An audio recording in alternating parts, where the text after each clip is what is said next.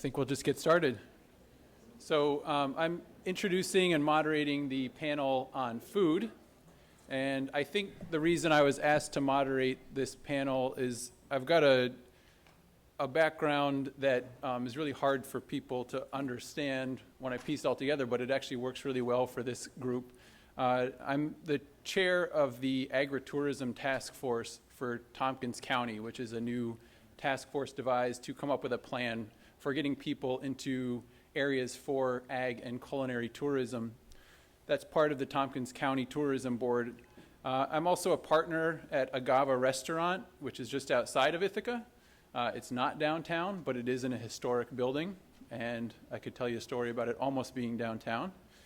And I'm also was part of the Downtown Commons Advisory Board and the client committee that instituted the new, or helped work on the design for the new commons that are downtown. In addition to all of that, I'm working on a new business for farm stays in the world of glamping. So all of that pieced together, I think, gives me some level of credibility here, or at least the ability to answer some interesting questions.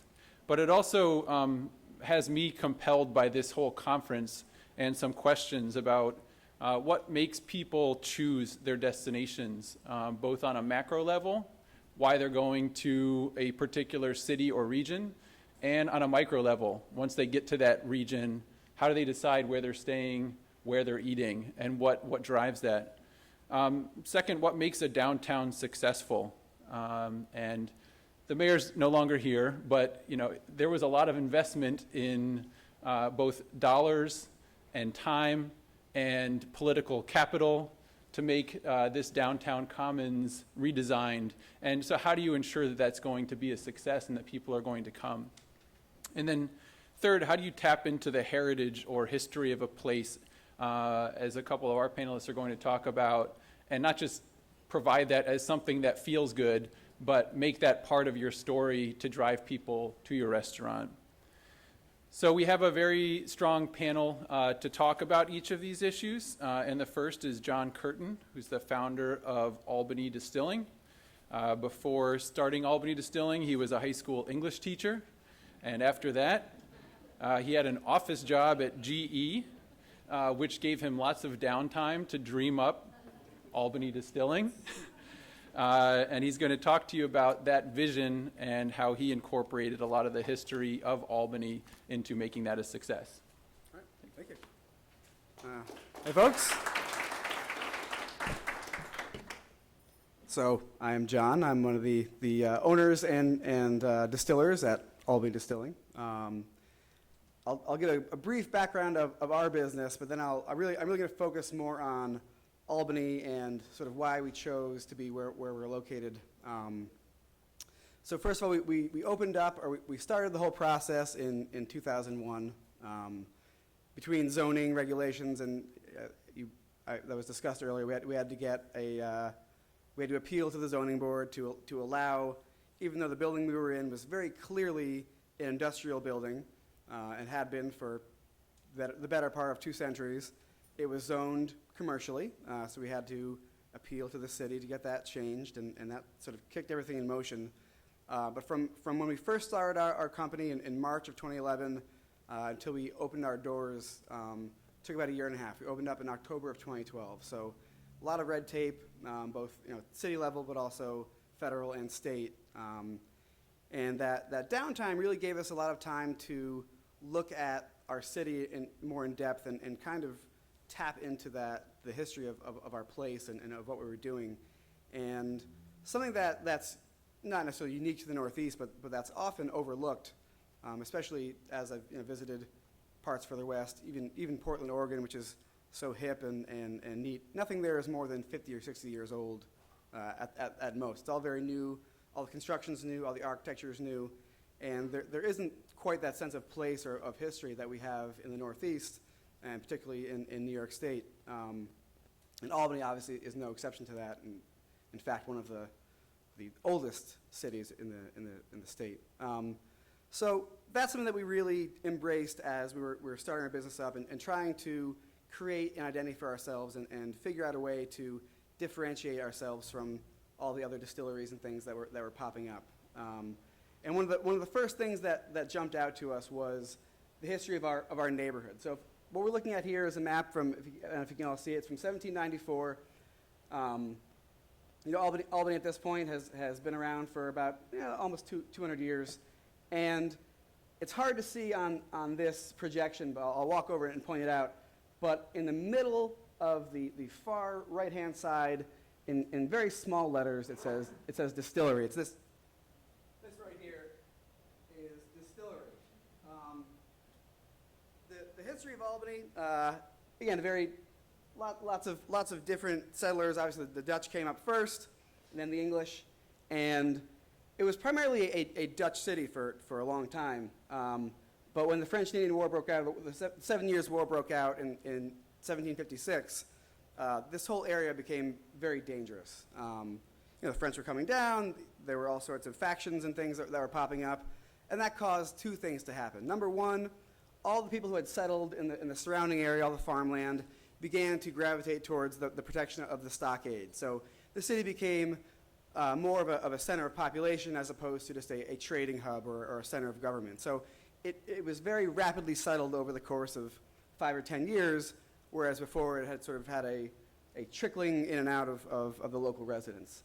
And number two, as the war was progressing and more British soldiers were coming over, lots of them were garrisoned in the city.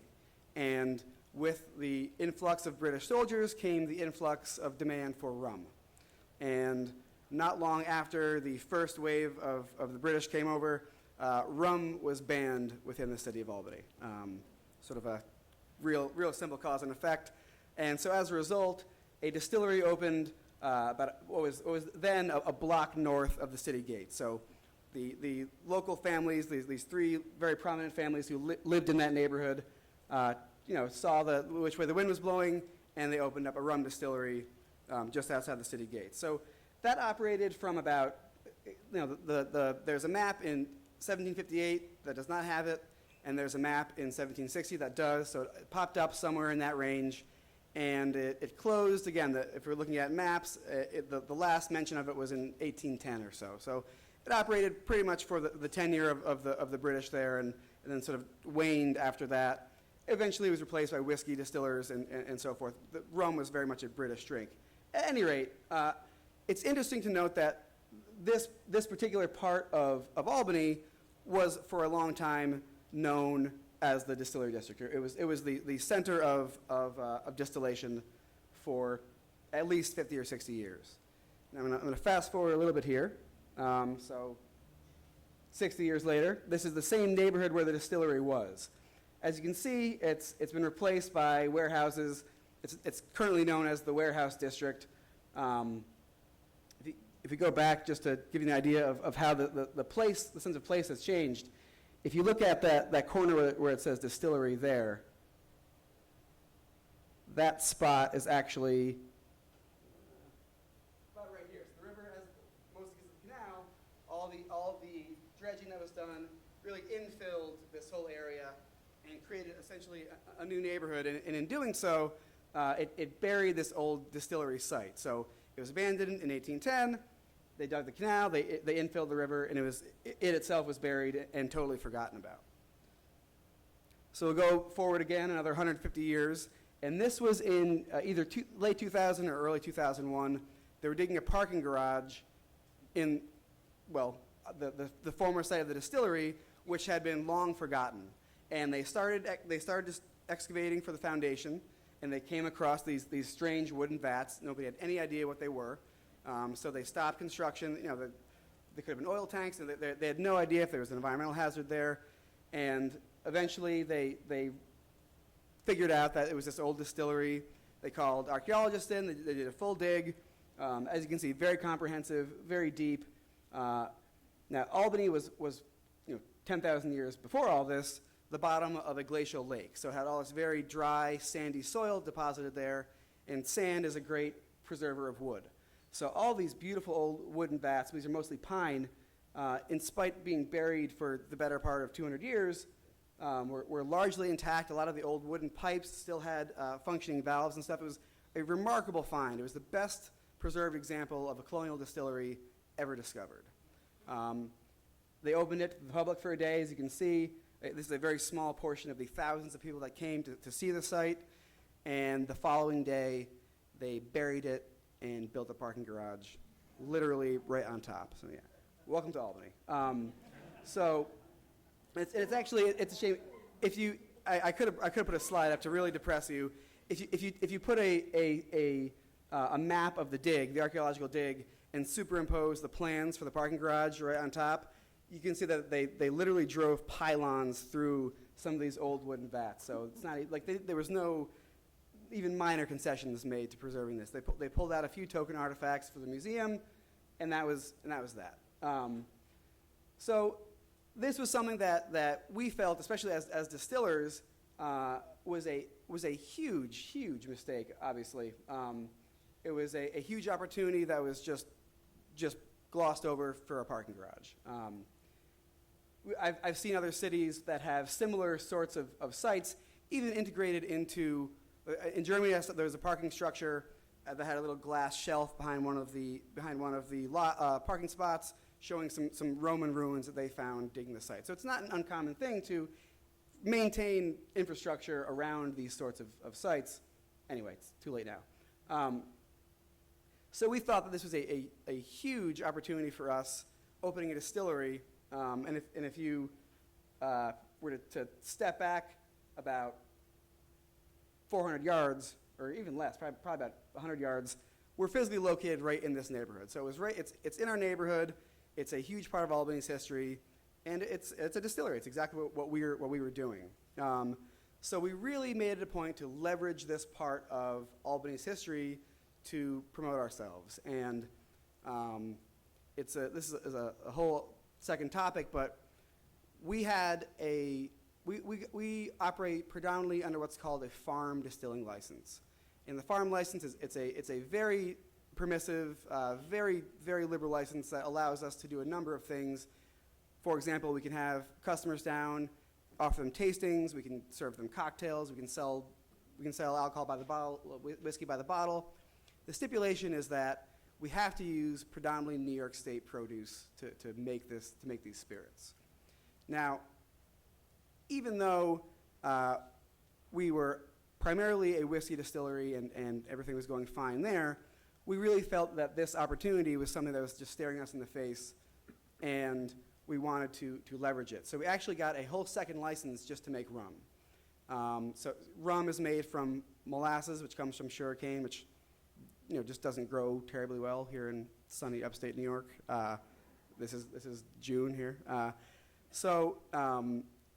It was a lot more paperwork, a lot of hassle, but we really felt that it was worth it to tie into the history of Albany.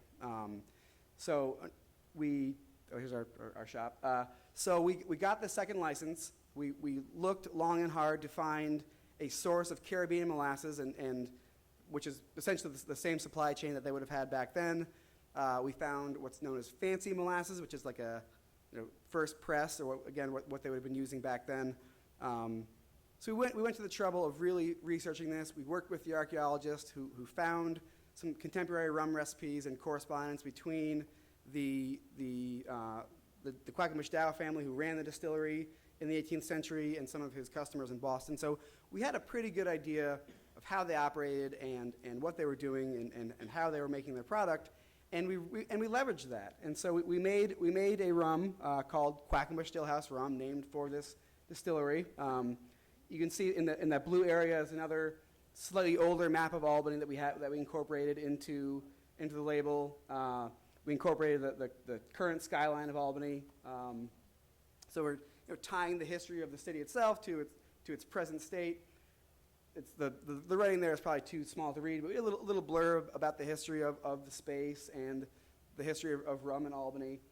And again, it's really something that allowed us to position ourselves as, we called ourselves the Albany Distilling Company, not because we couldn't think of a better name, but because we were very, very proud of our city, and we wanted to leverage our sense of location and our sense of our history. But it's really been, it's paid off. people from Albany know who we are, they recognize who we are, and they love that we are so Albany-centric with all of our products. And you know, we have the Quackenbush rum, obviously. The space that we're in now, which is a whole, you know, I could talk for an hour about this, but the space that we're in now was a former coal yard in this warehouse district. So we called our first product Coal Yard Whiskey, named after our place. And you know, again, we give tours of the space, and we talk about, so where we're looking now used to be a courtyard, and it was built over, and where this picture is taken from was a stable in the 18th century. So it was, you know, there really is, in addition to the distillery part of this neighborhood, we really leverage all the history that we could possibly muster into not only creating a sense of place and a sense of history for our company, but also as an attraction for people to come down. It's something interesting for them to see, something unique to the area, and something that people really respond very well to. But yeah, so that'll do. And if you have questions for me later, I'll be here. And thanks. Sit down. You can sit down, okay, and then I'll call you. So the format is, I'm sure you have questions. We're going to have each speaker talk, and then you'll have a chance to ask all the panelists questions afterwards. So the most exciting thing for me when we were opening up a GABA restaurant was that we were opening in a historic building, which was a train depot that Ezra Cornell actually commissioned in order to get people from cities up to Ithaca, New York. Because why else would you build a university in the middle of central New York? And knowing that we were moving into a historic building, Gregor Brous, the primary owner, and I spent half a day at the Historical Society here in Ithaca pulling out old pictures, working with the team there to give us pictures of that station and all of the context for what we were moving into. And similar to what John spoke about, Eileen is going to speak next. She's the executive director from the Rensselaer County Historical Society, and she's been watching downtown Troy boom over the last 2 years, and is going to talk about that context of heritage and history and how she's worked with businesses to help in their launch. So Eileen.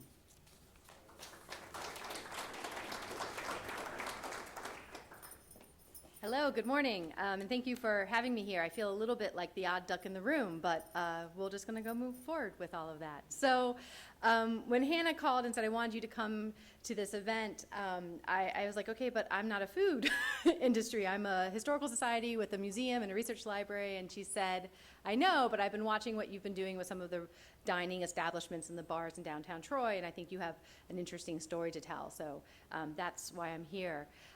So Troy, which is where the Historical Society is located, is just a few miles north of Albany on the other side of the Hudson River. And our history is like many upstate New York towns, started agricultural, but then quickly became very industrial. Some of the main industries were the iron industry, the clothing and textile industry with Cluett and Peabody Company, the maker of Arrow shirt collars, having their headquarters there until the 1970s. And it was a booming city throughout the 19th century. The population at one point was almost 100,000, and now, even though the geographic area of the city of Troy has actually expanded since then, in the last census we were around 50,000. So what that means is that in the city, we have a lot of vacant buildings that were shops and warehouses and mixed use, even historically. And it's been great to see, especially since the recession, that there's been this real interest from small business owners and a lot of eating establishments and drinking establishments to come in and use that. And they are really respecting the built environment in the city. I'm not the first person who has said and really truly believes that architecture is the most visible representation of a city's history. And when you walk in downtown Troy, which has everything from wood buildings from the early 1800s that survived several great fires, to beautiful Greek revivals, to Queen Anne, to Federal, I mean, the whole range of architecture, you can really see that history develop just as you walk through the streets. Our first instance with working with an establishment was Vic Christopher and Heather Levine were opening up a wine bar just a block and a half up from the Historical Society. And they wanted to know the history of their building at 12 2nd Street. They were just going to call it the wine bar. They just sort of on a whim said, what's happening in this building? And they called us up and we said, oh, you're in a really cool building. For decades, it was owned by the Lucas family, and it was the Lucas Confectionery. They made beautiful ice sculptures. They made incredible sugar displays. We have one of the, like, you know, every museum has those iconic objects you can never get rid of and you have to see, right? So we have this sugar castle that's from the 1880s. It's in this glass dome. It has to come out every holiday season. It's like a fairy tale castle. It's about this big, and it's made out of a mixture of sugar and gelatin and cream of tartar, and it's lasted for 130, almost 140 years, and that's from Lucas Confectionery. So learning that, knowing that we had records, knowing that we had letterhead, completely changed what they wanted to do, and they named their wine bar the Confectionery. They have since expanded. They've taken over pretty much an entire corner. They have an outdoor section. They have a little shop called the Grocery. They have a fine dining establishment called Peck's Arcade. They have an upstairs bar to that, which they call the Tavern. And every time they've expanded and taken over this corner, they keep coming back to the Historical Society and getting more research and naming their current businesses after the businesses that were there years and years ago. And it's been this really wonderful partnership. Seeing that and seeing how that relationship could be beneficial to both sides, we had an event where we wanted to do a really lovely dinner in our courtyard. We have 3 historic buildings, and they make a beautiful bricked-in courtyard, which doesn't really get used, but we thought, let's do a really fun outdoor dinner with one of those long tables, white tablecloths, high-end fancy dinner. And we invited Susan Dunkel from Sweet Sue's, who also runs this little, she calls it a treatery. It's a very small eating establishment where she does a lot of beautiful pastries and desserts, but she at lunch has usually about a selection of 3 sandwiches, 3 salads, soups. And she catered our first dinner, 4-course dinner with, you know, paired with wine. And it was so lovely. And what she liked about it is it got her into really close connection with some people from the community, and then I learned later on some of the people who came to dinner then used her to cater events that they had at their home, and so it built her business, it built her clientele. We took a risk on her. She was new to the area. She took a risk on doing this event, and we continued to do it and have built a really great partnership with Sweet Sue. So it was a really cool way of having somebody who was doing something new come in and do something outside of their restaurant. We also just did about a month ago, we did a really great program for our members where we did a libations tour, is what we called it. And so we partnered with 4 of the bars that are all within walking distance of the Historical Society. Our members came to the museum. They got their little map. They went around to all the places. The bars offered a drink special. So if somebody wanted to have a cocktail at all 4 places, that was up to them. I wasn't getting into any trouble forcing anyone to have a drink. You could go to one, and at each location, we had a staff member who was there, who had the history of the building, who had images, who had, I was stationed at the Tavern, Vic and Heather's place, and I had Victorian trade cards from Peck's Arcade, and I had some letterhead from when it had been a hotel. And it was just this very informal way of connecting people with the history of this building, and the establishment was able to show off their wares. Some of them did a really fancy cocktail, some just did sort of regular offerings. It was a great evening that we brought about 40, 50 people out on a Wednesday night to downtown Troy to come and enjoy the place. So I think as we're talking about why people choose destinations, having already an attractive downtown made it really interesting for those businesses to come and move into downtown. They liked the fact that there was already features that made that area unique. It was not going to look, Troy does not look like any other place. There are unique features, there are unique statues and monuments that help it.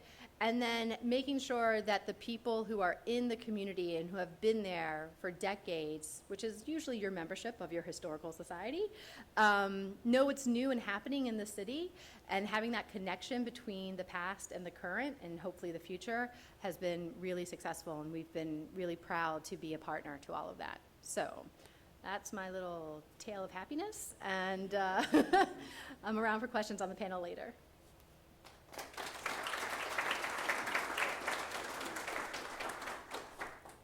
So that cocktail tour had me having a fantasy about the Erie Canalway and stopping from place to place by riding the canal and not worrying about how people are driving there.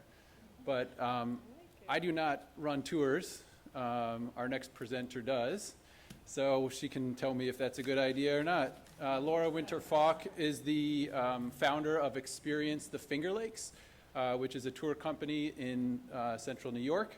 And she's also recently written a book on the culinary history of the Finger Lakes. So Laura, come on up.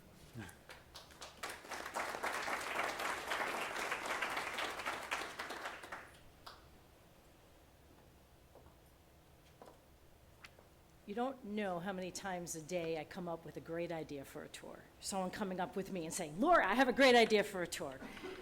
All the times, but I think it's a good one, Ethan. We'll definitely work on that one. So thank you all for inviting me to be here today, and Hannah for thinking of me. I think about what first comes to my mind when I come up and talk about, coming up here to talk to you today about the interaction of downtown and food. And the first thing I think is like, gosh, I have a really good job.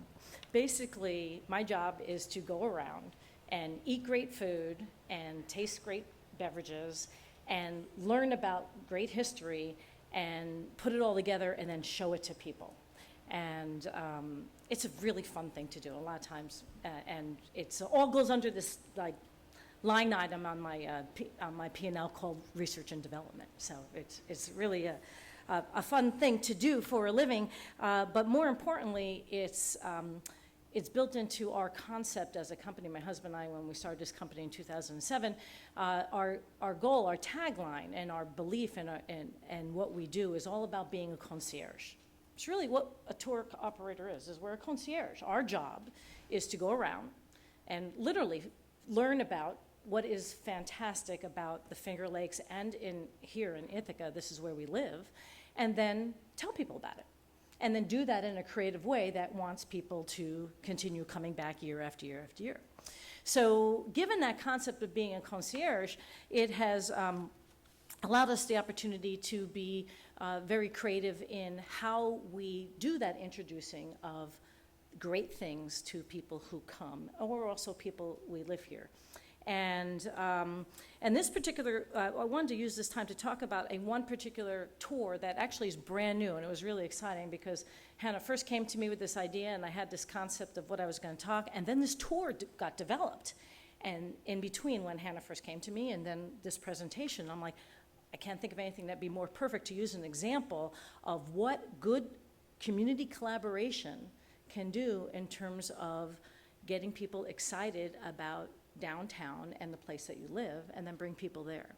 So I'm going to briefly talk to you today about a brand new tour that we developed called The Insider's Guide to Ithaca. And there's a couple different stories that are told through here. Number one, it's a story about collaboration. And number two, it's a story of then sharing. And so this tour came from idea from our Chamber of Commerce here in Ithaca, and one of the specialists, the event specialists, coming and saying, and I get this a lot too. I've always wanted to do what you do. I've always wanted to run a tour company, and so I want to see how we can work together to help, use Experience the Finger Lakes to help promote businesses in Ithaca. And what he did is help put together Experience the Finger Lakes to develop a tour of Ithaca that was intended to show off the best that Ithaca had to offer. And then he hooked it in with a concept of, let's get a real estate agency to sponsor it. Because what do real estate agents do, right? They show houses, But in addition to showing houses, they always have to go and do the tours around the neighborhoods and the tours around the town and show off this great place.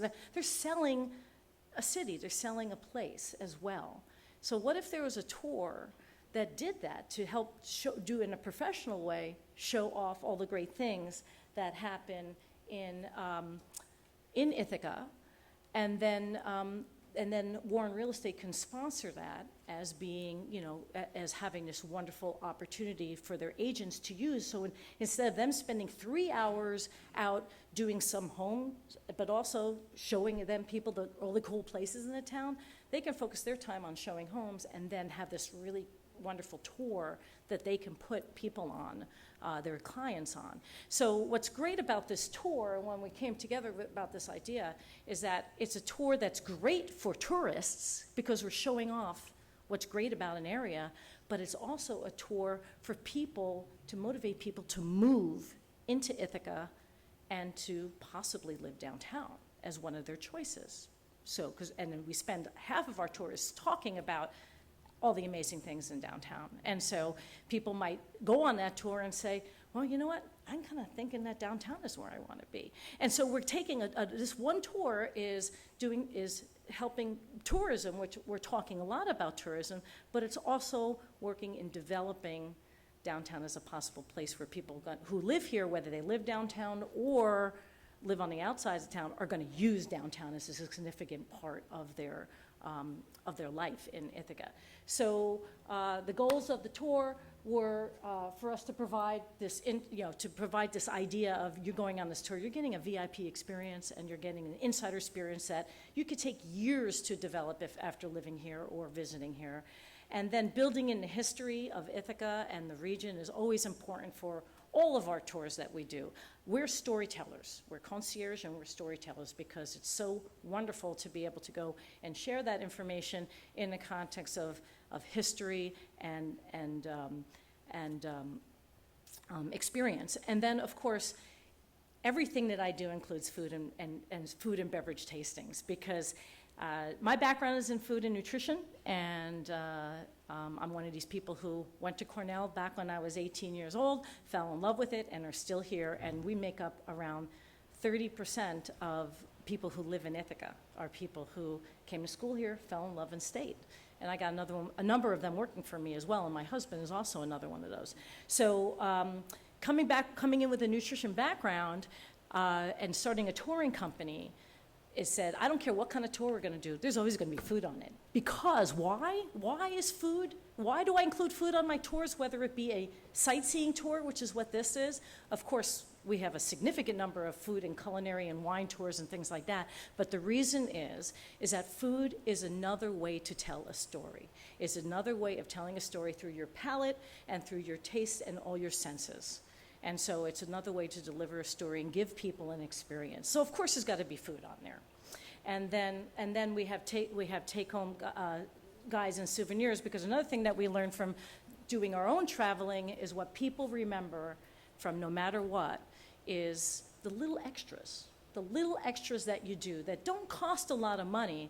People talk about, we do a survey of every one of our tours, no matter where it goes. And one of the questions is, what was your favorite thing? You wouldn't believe how often it comes on. It's the water bottle that you give, or the picture. When we take a picture, part of that special little thing is that we take a picture, and everyone takes pictures and posts them and emails them to people. That's easy, but we print it out right there, we put it in a picture frame, and we give it to them as a surprise before they leave. It costs us under $3 a picture, but that's what people say is one of their favorite things. Okay, so quickly, to take you to this tour, let me just show you what we're doing. This concept of this tour is that it's Chamber of Commerce, it's Warren Real Estate, it's Experience the Finger Lakes, and then we give out this little brochure, and at the end, we partnered with 10 downtown businesses to say, at the end, here's your guide to your tour, and 10 downtown businesses that are mentioned in the tour, we get a little coupon come in, get free, free dessert, come in, get a free drink or whatever like that. And that's part of this brochure. And I stole that idea completely for something I did from doing tours in San Juan. So when I go on these vacations, they really do help drive business ideas for the future.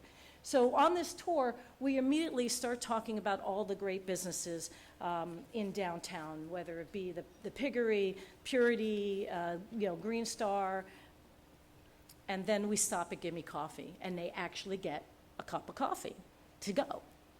And we give them with their cup of coffee a little macaroons. And then they learn more about the history of downtown while we're downtown, and we talk about arts, and we talk about all these different aspects. And basically, and then looking on downtown on Cayuga Lake, we do a visitor, we talk a little bit about its interaction with Cornell and the nature of this beautiful area that we call home, and its relationship to Cornell. And then drive a little neighborhood, and then we end up at this place called Sunset Park in Cayuga Heights, where they're actually getting ice cream. Okay, so all along at the different stops, we're giving them Cornell cheese, we're giving them apples from the apple orchard, we're doing downtown chocolate, and then we finish here at the Sunset Park overlooking the lake, and I hand out Purity ice cream sandwiches, and during that time, we tell them the story of the ice cream sundae, which was very quickly alluded to as part of Ithaca's history as being the home of the original ice cream sundae. So that is how food and history comes back on our tour, but the key thing is that we're promoting business. So by the end, we talk about 15 different downtown businesses in the course of that tour. 10 of them are being promoted directly with a very simple coupon, and as well as 5 different organizations, such as the theaters that we're talking about and attractions. And all the food that we do on there is donated from downtown places, and the coupons, of course, are downtown. So basically, in the end, we're doing a celebration. That's what this tour is it's a celebration of why it's so great to live and visit Ithaca, and touching in this one small 2-hour tour around 25 different touch points of people and organizations. So that's an exciting venue. That's all what we do about, and we'll talk a little bit about other stuff a little bit later that I do in terms of that Ethan will touch on later. So thank you.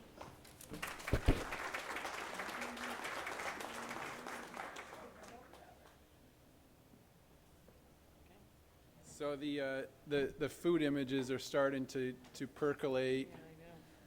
Anybody getting hungry? No pressure on cultivare. So our next speaker is Angela Frederick, and to make you even more hungry, she's the owner of Fire Station Bar and Grill in Fort Plain, New York, which is a gastropub that she started because she was a self-taught cook, primarily for her family. That expanded into friends learning about her cooking and tasting her cooking, and then asking her to do events and catering. And that eventually evolved into discussions around the table. Why don't we start something? And her husband encouraging her to start her own restaurant. And she shared a quote, well, she made a comment that's now a quote that I am using, which is that cooking and sharing food is an expression of love. And she wanted to share that gift with more than just her family and friends. And that was a big part of the motivation behind launching Fire Station Bar and Grill. So Angela Frederick.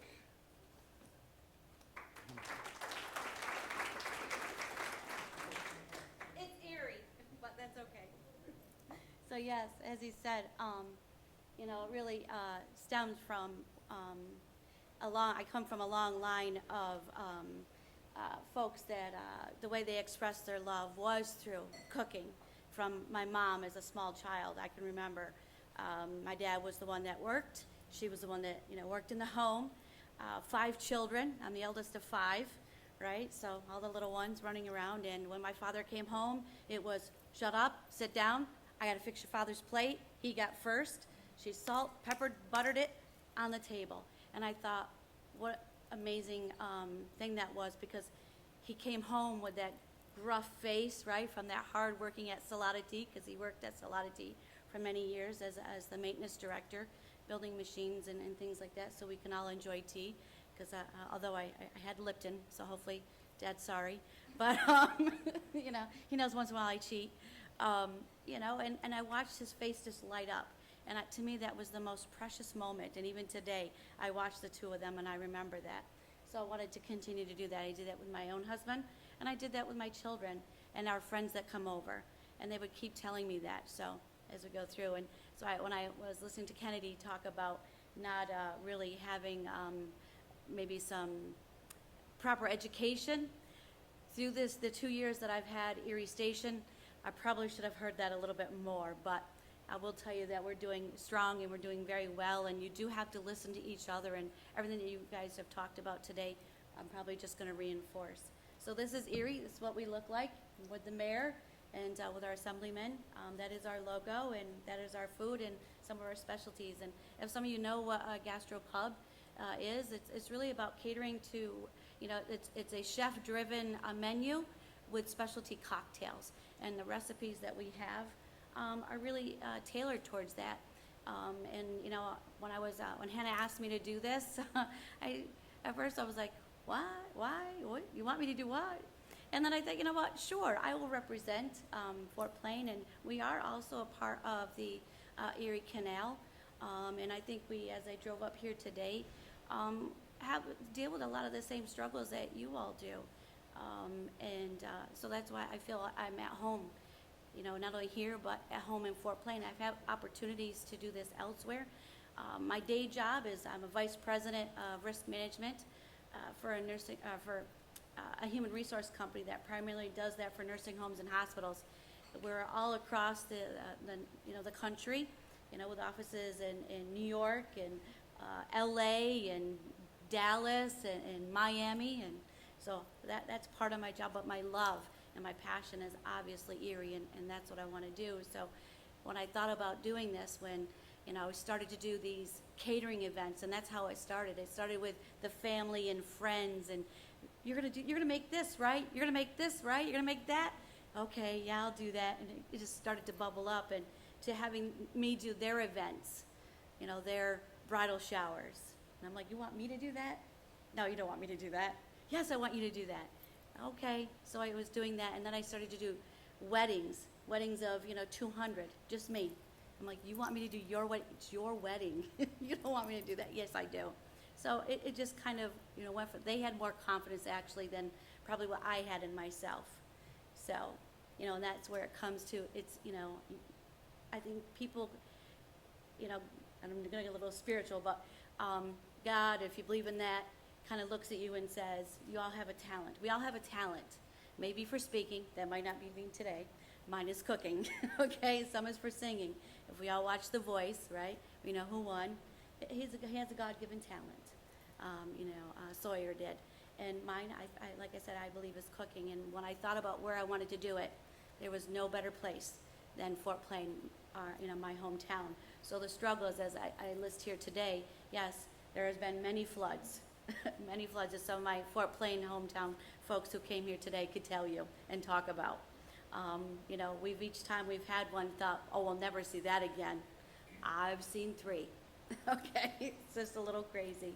To economic hardships, to watching the beech nut leave and thinking, how will we ever survive, right? We all deal with those types of things.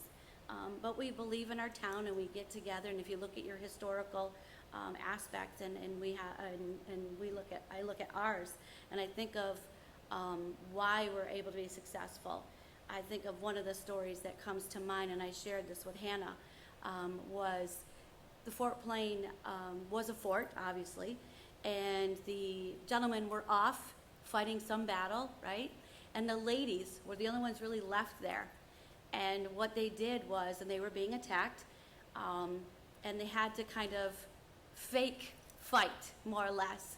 And I'm sure, you know, Annette, you can help me out with that a little bit better since she's more of the historical buff than I am. But I know the basis of the story.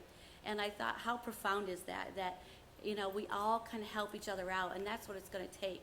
to bring all of us back. And that's what has taken for even my place to be successful. It takes my entire, not just me, not just my husband, not just the staff, but the entire community.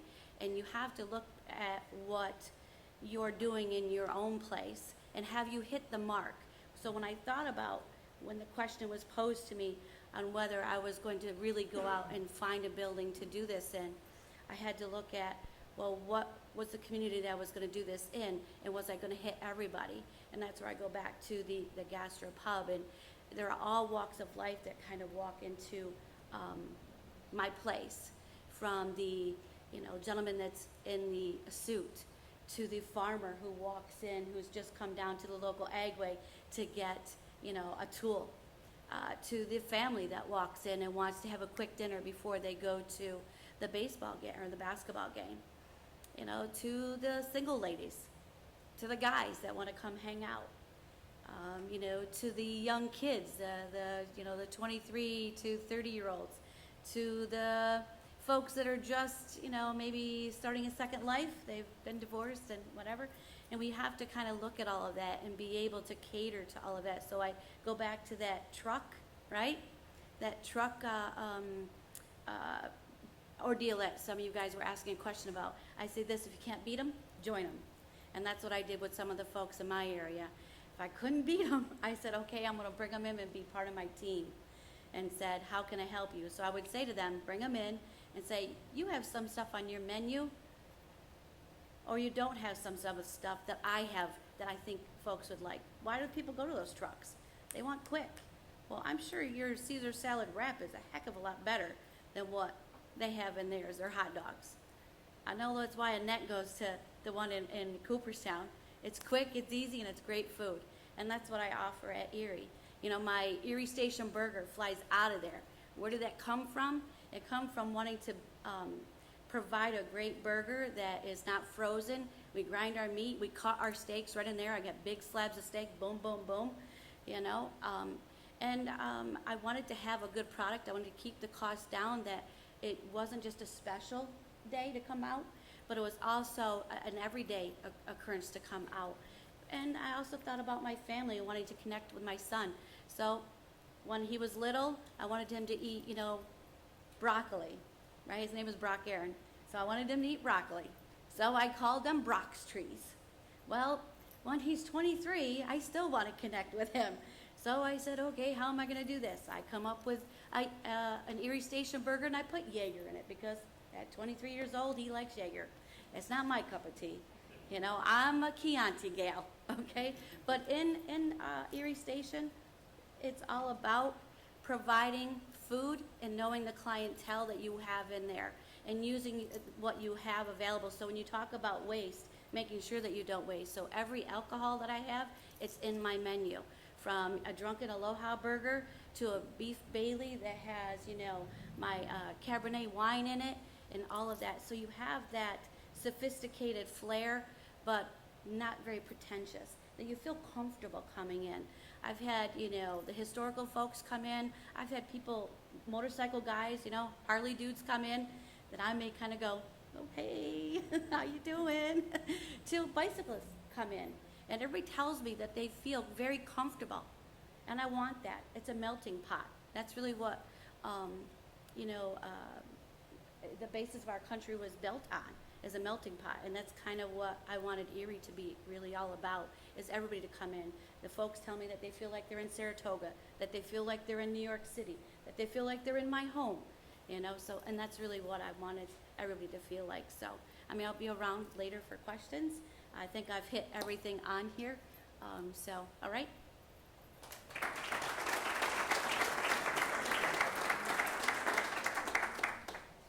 So let that be a lesson to any future presenters. Notes can be helpful, but you have to be able to read your notes. So it's Erie Station, not Fire Station. And I know you're all getting more hungry.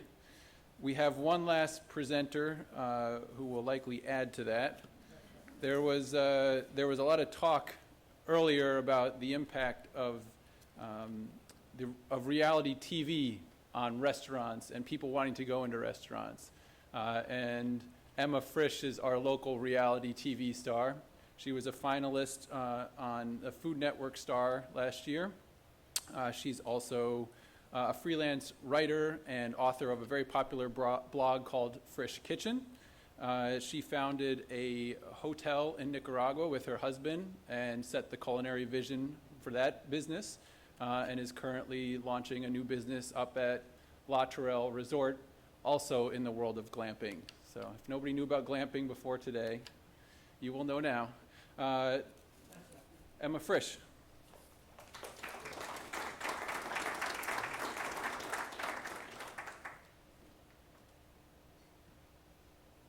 I'm actually going to skip past Nicaragua for now, maybe come back to it if I have enough time. But thanks for the intro, and it's really wonderful to be here today.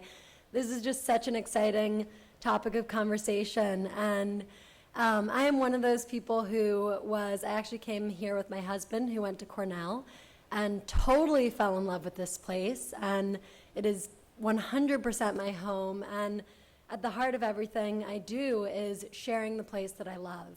And so today I want to just share 4 examples about how the power of community and collaboration and thinking outside of the box can help really kind of revolutionize and revitalize the place that you love, and the importance of social media and really talking about that and doing that. So the first example I'll talk about is firelight camps. How many people in the room have heard of glamping before? Wow, that's a really good show of hands. Usually people are like, oh, I don't know, how do you pronounce it? What does it mean? So my husband and I love the outdoors, and Kennedy referred to this third space, which for us is the campfire. And this is a place where people come together and share stories and leave their phone behind. And so Firelight Camps is a glamping hotel that was built around this notion of how do we get more people outside enjoying natural spaces and connecting around the fire. And so we partnered with La Tourelle Resort and Spa, which is up just 3 miles outside of town. They also have a steakhouse on the property, and built 15 tents in the woods behind their hotel, and a big lobby tent and reception and an event tent.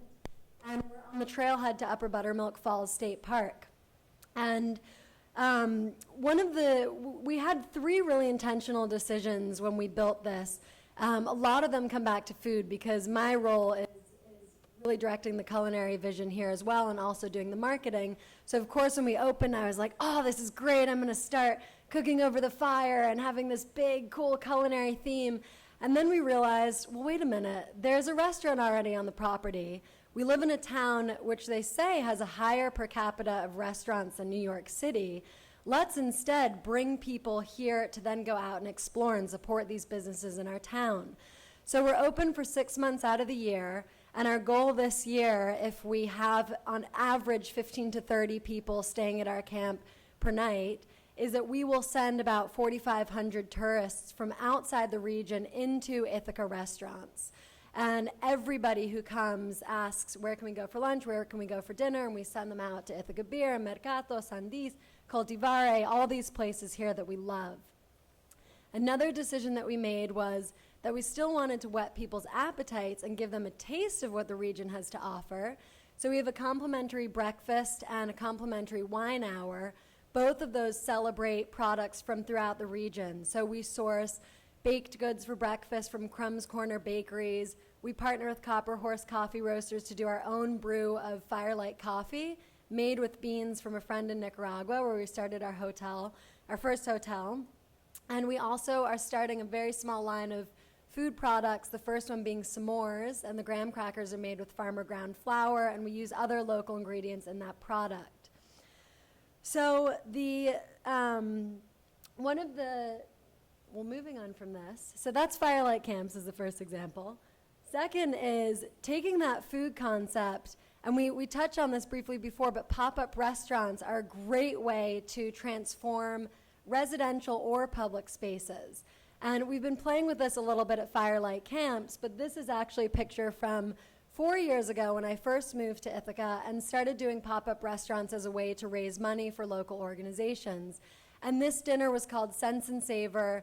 We converted a friend's apartment into a restaurant for the night. And Kennedy mentioned earlier that a great way to do these pop-up restaurants is to partner with a commissary kitchen and bring in food. But actually, the big secret to pop-up restaurants, and I don't know if there's anyone in food permitting here, and I shouldn't be saying this out loud, is that if you market it privately through your personal contacts, you do not need an event permit, and you can waive the food safety permits required because it's personal connections, it's friends and family, and it's people who are placing their trust in you. The benefit of that is that you're advertising through a network that already places their trust in you and believes in what you're doing. And so you're actually more likely to start building a following and a clientele. So this is great for budding chefs, food bloggers, people who want to get into this industry, whereas sometimes a mainstream campaign might not strike that personal chord. So, and also when you're reaching out to your personal contacts, they can share with friends and family, and it's a really great way of just creating a new space for community to come together. So that's another picture from what we did at Sense and Savors. We actually had several courses that the guests made themselves at the table, so they got really into the hands-on aspect of cooking and were learning some of the dishes. They all went home with recipes, and they all went home with certain ingredients from the meal as well. So again, we're asking them to take home a piece of the Finger Lakes with them. So the other part of my big love is telling stories, and Laura talked about this as well. And for me, food is all about stories and sharing the people and the places that it comes from. And so my food blog, every single blog post is talking about a producer or a place or an ingredient or something that speaks to this region. And as you're tying in, I mean, a blog is connected with social media, right? So all the social media buttons are along the top. I share everything on Facebook, Instagram, Twitter, Pinterest. And so people who are part of my communities from elsewhere are seeing this and becoming inspired and intrigued in this region. And they're also sharing it with other people who aren't from here. So I put this example here. This was about a big feast that we staged on Seneca Lake with about 100 or more farmers from the region. Really, this feast was about protecting Seneca Lake and the farming regions from a big gas facility that might affect the quality of the water. But there's many other posts, and I actually was thinking I should have included some of the others that speak to downtown. So one is on cherry lime ice sorbet. So cherry season's coming up. You should check it out. And it's with Jen and Stan, who are the chefs at Just a Taste, one of my favorite restaurants here downtown. But social media is just such a powerful way to spread the message about what's happening in your local community and also to find out what's happening. So if you're not blogging, then you can use blogs as a resource, and they're a really great community resource. And tying into the blog, we started a cooking series. The blog started to gain steam locally, and I partner with a lot of CSAs and do some cooking videos with some of them. And people started asking, well, where can we learn how to actually cook these recipes? So we started a CSA cooking series. Does everyone here know what a CSA is? A community support agriculture program. And so we had people come from all over the state. We had someone from Binghamton, Albany, some people came from Brooklyn, and they dove into these classes where they learned how to cook with a box of fresh produce that was in season without having really had that knowledge before and being intimidated by the idea of joining a CSA. So that's another picture from a cooking class on a farm. So bringing people into these outdoor spaces and building those connections as well is a really important part of that series. And last but not least, I had to include a picture of Food Network star. And, you know, the concept of reality TV has come up a lot today. And I don't think my big secret, it's not a secret anymore, is that I don't have a TV. And so when I learned about this show, something pulled me to it. And it really, getting on this show and going through this whole process just opened my eyes in terms of the power of media and television and how that can just blow up awareness around a place. And several times on the show, I mentioned Ithaca. Bobby Flay said at one point, oh, you're from Ithaca. You know, and Cinemopolis, our local movie theater, which is right downtown, showed it every Sunday night. Hundreds of people came out, and every time Ithaca was mentioned on the screen, there was just this uproar. Everyone was so excited. And now Ithaca, you know, there's another way that it's on the map. It was already on the map, but that kind of, someone mentioned a goat farm, which is on reality TV. That kind of exposure just adds to the attraction of a place. So my message is, if you love a place, just remember to share it. I know it's really hard because we're all working really hard and, you know, starting distilleries and owning restaurants and having a day job, but social media is so important, and making those connections with the people outside of where you live is really key to helping downtown areas and regions that you love grow. So thank you.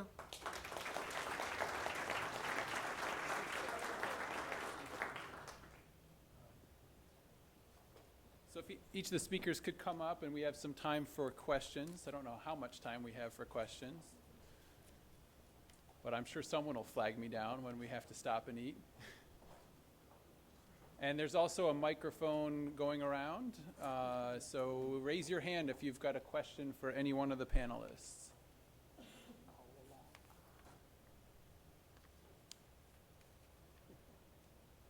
First. Hi, Laura, where do your tourists come from by and large? Are they mostly local, international? What's the makeup of your clientele?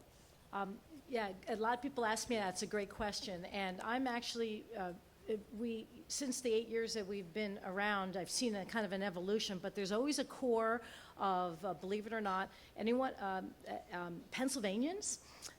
Pennsylvania seem to know about the Finger Lakes way before New York City know about Finger Lakes, believe it or not. I mean, we've always had a flood of people from the Pennsylvania area, both from the Metro Philly as well as even as far out as Pittsburgh. But upstate New Yorkers, Canadians, and then really nice metro areas.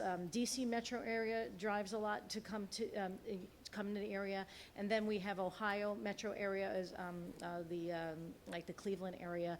Mostly people that can do it in driving distance. I don't even bother with any kind of like fly-in kind of marketing or advertising, because most of the people, if it's within a 6-hour driving distance from the New England as well as down to DC all the way over to Ohio and Canada, that seems to be our most. But we do get more and more now, and of course New York City is growing every year by leaps and bounds. But every year we definitely get people from California, and then because of Cornell, we get people from all over the world coming in, and there's a lot of people internationally who come through due to New York City, Finger Lakes, and Ithaca, and then on to Niagara Falls.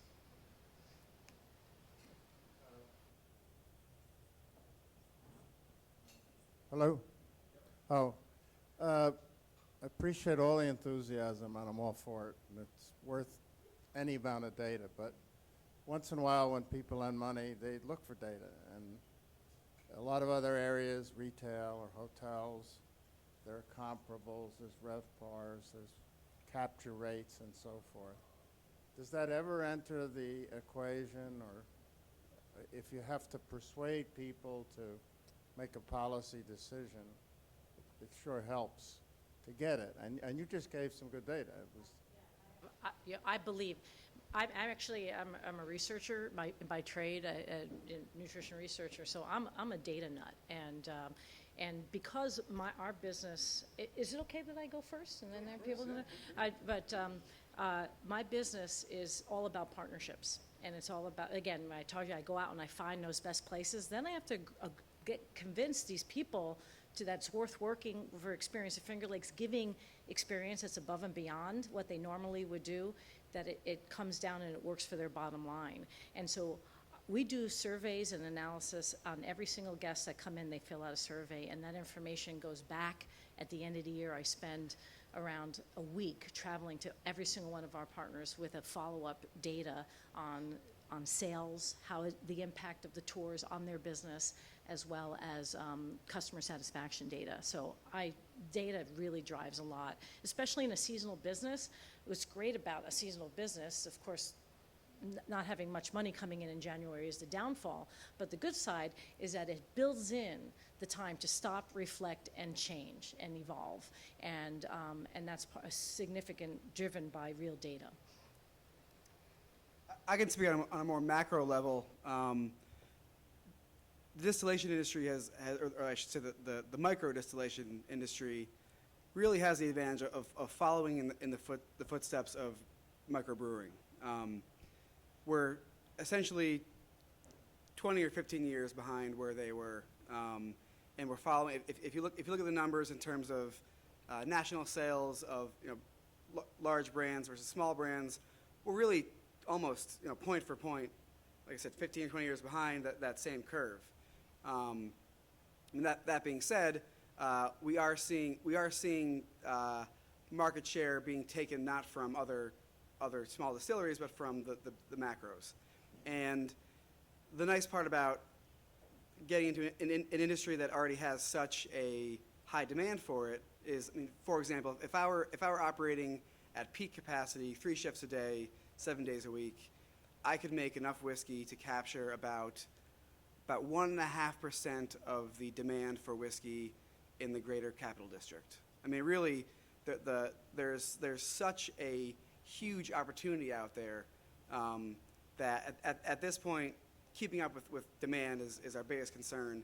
And in terms of tracking our own individual data, since we are required by the state and by the feds to really track and record every pound of grain that comes in and every ounce of alcohol that leaves, we have some pretty serious metrics on the back end as well. So we definitely, it's something, we're not just, making whiskey and stick it in bottles. But we not only are we tracking national sales, but also our own efficiencies. One thing that would probably relate to anyone starting up a business anywhere along this district, which is that when we were opening up the restaurant, before even getting close to opening, we put together a market research survey that we sent out to the entire community, anyone that we could get to respond. And people want to give you feedback on a restaurant that they are going to go into. Similarly, I'm sure people would want to give feedback on a brewery or a distillery or a winery because they're going to go there.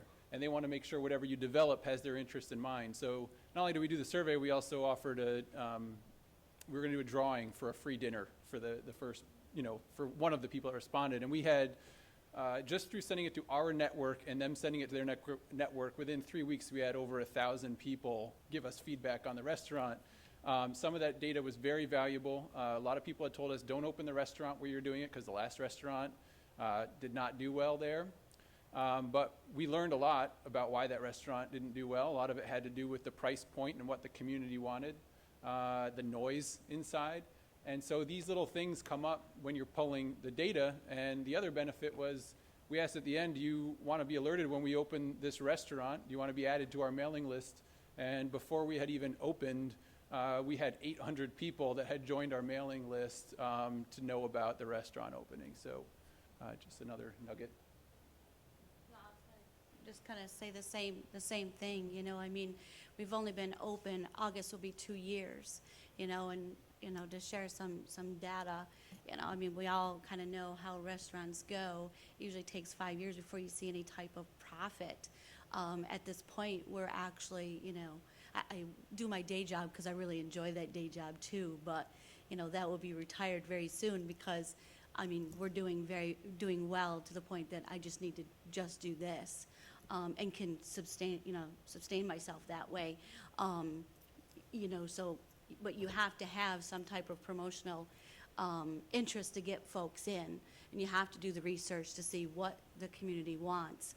You have to know what the community, is like, and you have to also make sure that you're doing surveys or going out and talking to people, getting involved in the community to make sure that that's changed. Like, as I said, when Beech Nut changed, which is a large baby distribution type of factory, that business and those people that lived in the community went. So now that changed. So, in my area, it's teachers, it's, people that maybe are professionals like me, but they work elsewhere, so they're there on the weekends. So you really kind of have to know that type of stuff.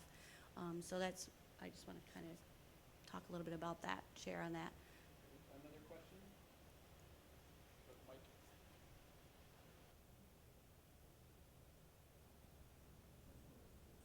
So nothing to do with my professional life, but I do have some friends in Rochester that have opened restaurants before. And my question is, we often hear this talked about in Rochester is that there's 800 to 900 couples every night that go out to dinner. They're what I assume are sort of empty nesters or whatever that eat out more often.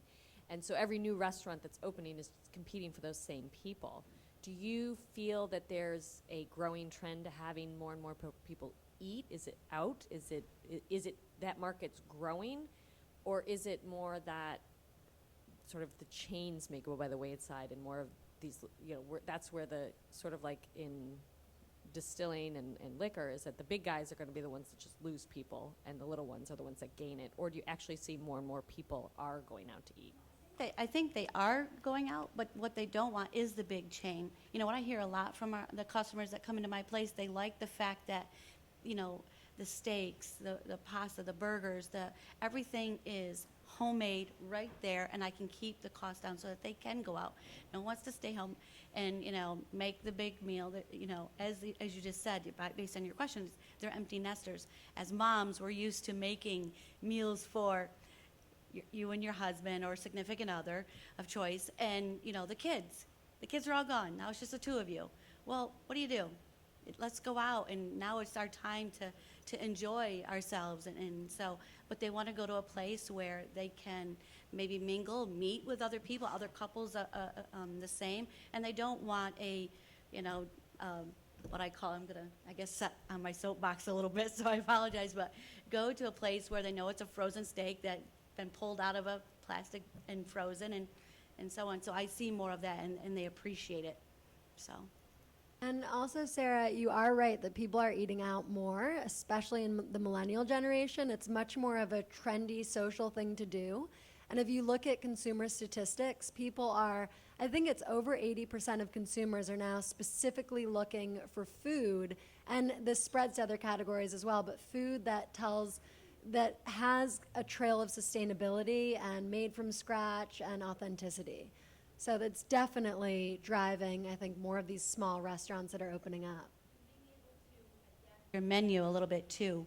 Like we'll come out and, the chef and I will, because we both cook, we'll speak to them and say, hey, if something's not on here, being able to tell them, well, I like chicken. All right, well, tell you what, let me throw this together. And so on the slower nights I can do that. On a larger night, I'll say, well, I can do this as well. And they like that, knowing that you can cater a little bit to them. So. In Troy, I know that we saw Concierge. in Troy, before the recession, there were a number, so about 2004 to 2008, 9, there were a number of restaurants that opened and didn't make it. And there was always this feeling that there were not enough people living downtown to support the restaurants. And Troy had not developed a reputation as a place to go. Albany was still the place you went after hours. And that has really switched in the capital region. And part of that was bringing in downtown living. And it started with some luxury apartments, but also making sure that there was a good diversity of rent. And so there are more people who live downtown who now they're coming home from work from wherever they are, and they want to go out and get a glass of wine and get a bite to eat. And then once there started being a real core of places to go, and it was more than just one place, we are definitely attracting from across the region at night. Night is really, really vibrant in downtown Troy, so that Albany is actually not as vibrant. So it's kind of, I feel, John and I were talking about it. I mean, but it's for the region, I wonder if it's just moving to a new location rather than supporting the entire region. But since my museum's 2 blocks down from all this activity, I'm kind of happy about it. But for the region, I do wonder if they're just shifting to a different city rather than supporting all, if you look at the 4 cities of Albany, Schenectady, Saratoga Springs, and downtown Troy. One more comment about this place right here. Brilliant. Wednesday wine, you see it out there, Wine Down Wednesday, okay? It is focused specifically on this generation that Emma's talking about. $5 wine, $5 flatbread pizza. People who are going out from 4 to 7, making it a social event, using it as their dinner hour. But they don't necessarily need, you don't need a 3-course meal. They just need but it's about the whole experience, the whole event of getting together, socializing, and going out. So it's really, so when you said, this 800 couples, I'm like, well, there's so many more people who are eating out. And it's actually it's the 20 and early 30 somethings who are driving the places that are popular because, and then, so having a menu that's very flexible and being creative on what to do on a Wednesday from 4 to 7 and it completely packed is a good example. Yeah, having worked in New York City during the downturn and having a younger brother who was always struggling to figure out how to make rent, I noticed that millennials will cut their food and drinking budget last. So, so we have time for one more question. He's shrugged. I guess he's not quite as. I have a question and a comment. Angela, what are your future plans for Erie Station? And for Eileen, maybe you can give me some advice. I'm a part of the Mohawk Country Association, and Western Montgomery County has the most Revolutionary War sites in one spot, 8. And we just had the first Revolutionary War conference, and we brought in 500 people from Saskatchewan, California, all over. And we invited 6 authors, Houston, Texas, Washington, D.C., from all over the U.S. And we have great food. Angela was a part of that. We incorporated food into our Revolutionary War conference. It was 3 days. But in Montgomery County, what we're lacking is hotels. We have one in Amsterdam, which is Super 8, and we have one in Palatine Bridge. Where do you suggest I go and look for grants for boutique hotels, reach out to other people in the community we have bed and breakfast, but what we need is a really good conference center. We do have that now at a museum, but we need more lodging. So if there's anything that you could comment. Angela, go first, and then. It's like a tee up for the next panel on lodging. I don't know if I don't know that it's probably going to be better served in the next panel, but I don't know if anyone wants to chime in, but I would imagine the next group will have expertise on it. I think you're right about that. The only thing I could add is in terms of, from my perspective of people, and this is actually in the Finger Lakes in general, it's a big problem, is accommodations, because, and in living in Ithaca, it's even a bigger problem because the universities and events all throughout the year take up so much of the accommodation space for people who want to come, and it raises the pricing. But I can just quickly say that, what works is that, you look at Watkins Glen as a perfect example of a success of a tiny small town putting in a really nice hotel on the water, and all of a sudden people are flocking and paying $200 to $300 a night to stay at the Harbor Hotel. And so, definitely, when you have the right space and you build the right kind of place, it draws it as a destination for sure. Laura, you have so much information. Where can we get your book?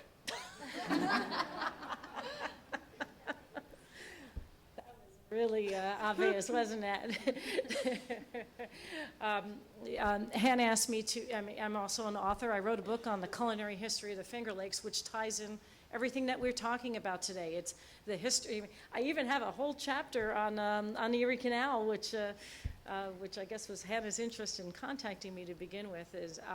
But what's really cool about the book is it tells the story of the culinary history of our region, not only through stories, but also the way that we do our tours through eating and drinking, with each recipe, and each chapter of era ending with a recipe featured by one of our amazing regional chefs, as well as one of our wineries. And I have to say, too, that Ms. Emma Frisch is my sweet ending in the book, and where she wraps up kind of where the region is heading in the future. So it is available today. Hannah asked me to do a book signing over lunch, and I will be over there. Right, over there signing books for anyone who's interested in bringing home a little taste of the Finger Lakes with them today. Well, I want to thank all of our panelists, and I want to suggest that you visit Erie Station and Albany Distillery, as well as visiting the Firelight camps up at La Tourelle, and maybe even experience the Finger Lakes could take you around to each of these. So thank you, each and every one of you, and thanks for the great questions.